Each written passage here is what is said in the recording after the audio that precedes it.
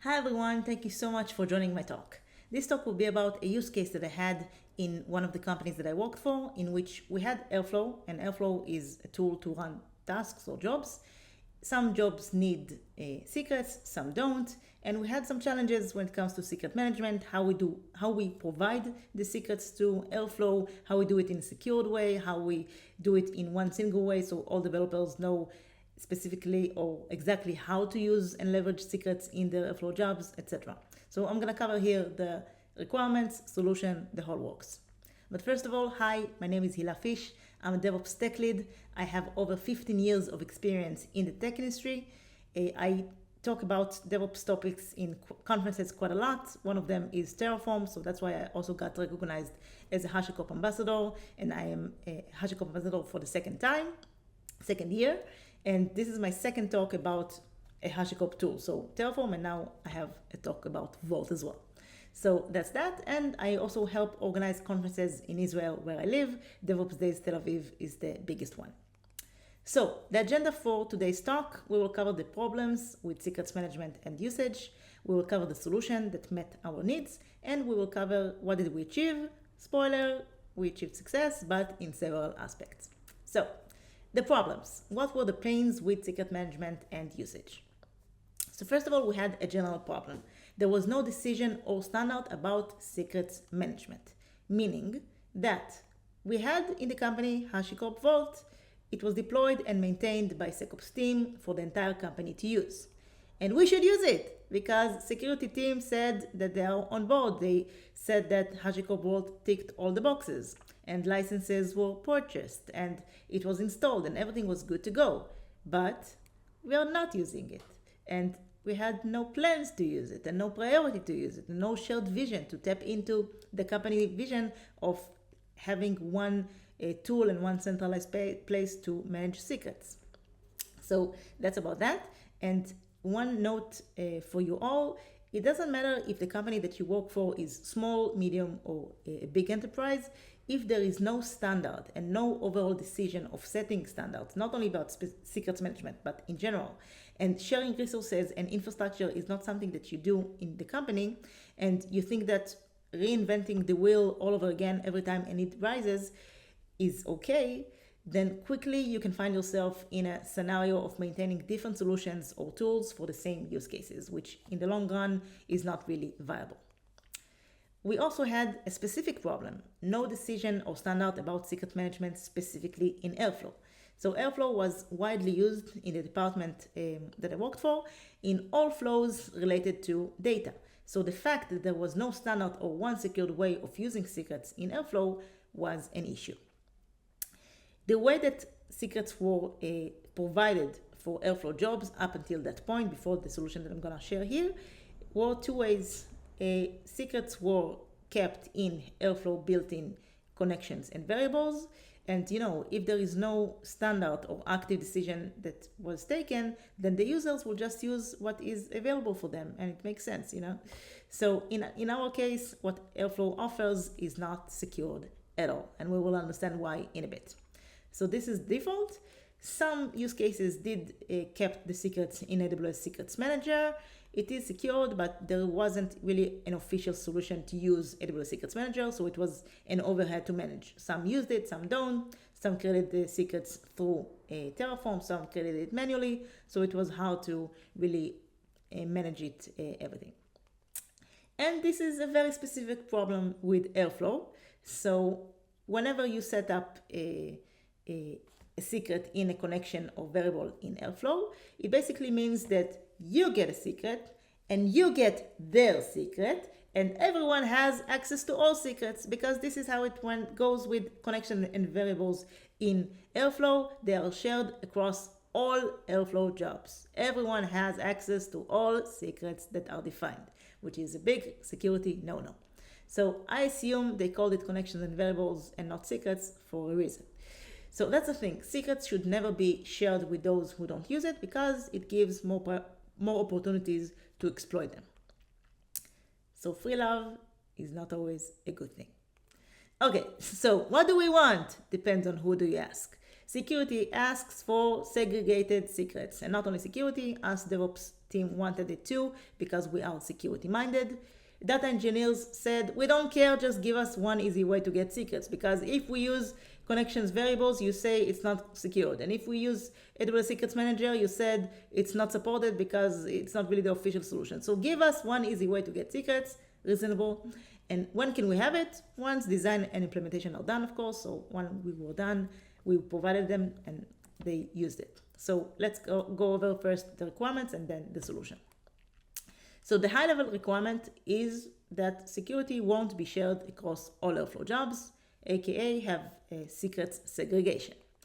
And then we had specific requirements. So security wise, the segregation should be on Airflow job level. So when an Airflow job runs, it will have access only to its needed and restricted secrets. This is one. Second, tooling, we have HashiCorp Vault, let's use it.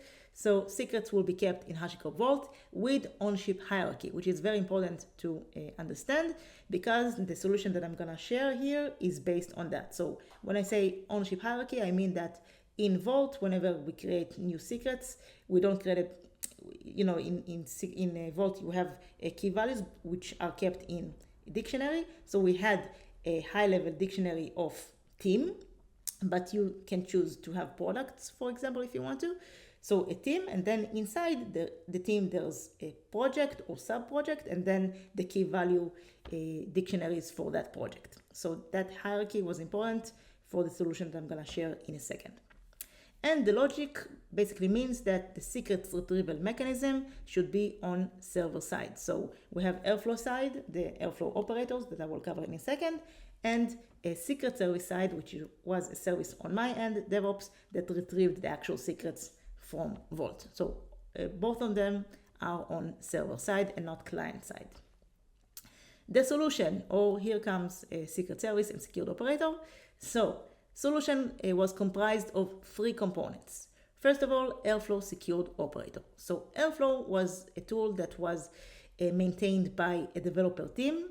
They maintained both the infrastructure and the operator. So they created a new operator for this purpose that the idea is to retrieve secrets for Airflow DAGs to use. So they created it, and this is the first component. Second component is secret service, a partner service that I created that retrieves the secrets for the Airflow secured operator from Vault. And third component is Vault. SecOps side manages the Vault as an infrastructure, but we, the DevOps team, manage the namespace for our department. Let's now go over each component separately. So Airflow secured operator, we have an Airflow DAG that wants to run. DAG is basically a job. Whenever a data engineer wants to have a new DAG or update an existing DAG and they know that they need secrets, the only thing that they need to do is import and use the secured operator to get the DAG secrets. That's it. That's the entire thing that is needed from the client side. Then the Airflow secured operator, what does it do? Two things: detect the ownership tag from the Airflow DAG, meaning if the Airflow DAG belongs to team backend X, then ownership tag is backend X. If it's frontend Y, then ownership tag is frontend Y. So that's that. And fetch the associated secrets from secret service. So Airflow secured operator approaches DevOps secret service, which authenticates Airflow as a client that is allowed to get secrets, and retrieve the ownership tags secrets from Vault. So Airflow says, hey, secret service, give me backend X secrets. DevOps secret service says, cool, here are the secrets of backend X, and returns them to Airflow secured operator. And then the Airflow DAG can continue. So they get the secrets via the secured operator, and the DAG can use the secrets and has the needed secrets to fulfill its operations. Secret service side, it is a Python service that exposes an API. Its purpose is to retrieve secrets for clients. First of all was Airflow client, but later on we utilized it for other clients as well. The input is app name and app key. It is basically implementing a naive authentication mechanism just to make it up and running, but later on we did think about implementing and integrating the company's authentication mechanism. So just for the sake of it, app name and app key to authenticate the client that approaches secret service, and then ownership tag. And then the output of the service is a dictionary of secrets owned by that ownership tag. So remember that the secrets in Vault are kept in an ownership hierarchy. This is the reason. Secret service flow. So let's go over the flow in the secret service itself. So step 1, authentication handler, authenticate the client, Airflow, via app name, Airflow, and app key, which is a agreed upon token on Airflow side that the secret service knows about. Then get Teams Vault's credentials. So use the ownership tag to get relevant Teams Vault credentials, meaning Airflow provided service, the secret service backend X as an ownership tag. Then secret service approaches Vault to a specific secret called OT app roles map. And then it says, give me the app role ID and secret of backend X. Okay, because this is the key, app role a backend X, it is the ownership tag. So if it is in the map, in the dictionary, then I get the app role ID and secret of backend X. And then I authenticate with backend X app role ID and secret, get the Vault policies that are linked to the app role of backend X, parse the policies, and extract the paths from the policies. I will repeat that. I authenticate to the Vault using backend X app role ID and secret, get the Vault policies linked to the app role of backend X, parse the policies, and extract the paths from the Vault policies. And then I extract the secrets related to these paths. So I got the paths from step 3, and then I ask Vault, give me all the secrets that are in paths XYZ that I got from step 3. That's it, got the secrets, and then I return them to the secured operator as an encoding dictionary. Let's see the API as code. Again, I don't have much time to drill over really each bits and pieces, but this is the high level. So this is the code. Step 1, this is the authentication handler. So we get the app name and app key through a header on the API call. If it was authenticated, okay, from the designated function called auth handler, then we go to step 2, get Teams Vault credentials. So I pass the backend X on ownership tag to the get team creds function. If I got it, if it was in the dictionary, all good, then I proceed to the next level of get the secrets. This is a bundled of step 3 and 4. Here I authenticated with backend X app role ID and secret, get the Vault policies, parse the Vault policies, extract the paths, and get the secrets of these paths. So everything is in these 2 lines because it's one function that calls another. So there's that. And finally, return the secrets to the client, aka the secured operator. And all of the other stuff is for error handling. So this is for if I'm not able to get the Teams Vault credentials, I return an error. If the client didn't provide auth headers, then I return an error as well. And if the client is not authorized to get secrets, then I return a status code 403 plus an error. And the last part of the solution, HashiCorp Vault, as mentioned, secrets are kept in Teams hierarchy. The ownership tag dictionary that I mentioned, that this is how I get the app role ID and secret of backend X of the ownership tag. The dictionary is managed by the DevOps team.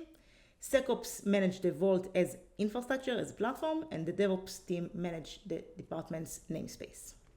So what did we achieve in this solution? Several things. So first of all, alignment and shared vision. So we were able to align to security requirement and cross infrastructure vision by leveraging HashiCorp Vault, because then we basically tapped into company vision, have one solution for all secrets management. Not all, but we started a trend and hopefully continue to other use cases as well. And basically leverage HashiCorp Vault for all secrets management scenarios. This is the shared vision that is now shared between the company and the department. Standardized secrets management. We were able to avoid unclarity of all data developers that didn't know how to get secrets for their Airflow jobs, define processes, and improve their velocity. And have self-service for secrets management, because after we set up and we had an initial setup of team onboarding, a new team that wants to onboard a Vault and use Vault as a secrets manager, then this team manage their own secrets. They can add new secrets, delete secrets, do whatever they want, and get them through their flows in Airflow. So that's the thing, self-service once the initial setup was done. And the way that I wasn't able to really drill down to how secret service work, but how the function in each part is designed is that it supports other use cases as well, and not only Airflow. So we were able to onboard more use cases in secret service, consolidate tools, and deprecate legacy implementations and migrate them to secret service. So I know I wasn't able to drill down much, but I hope it did open your minds and let you see how we can leverage intermediate solutions in order to retrieve granular secrets from HashiCorp Vault. If you have any questions, feel free to reach out. Thank you very much.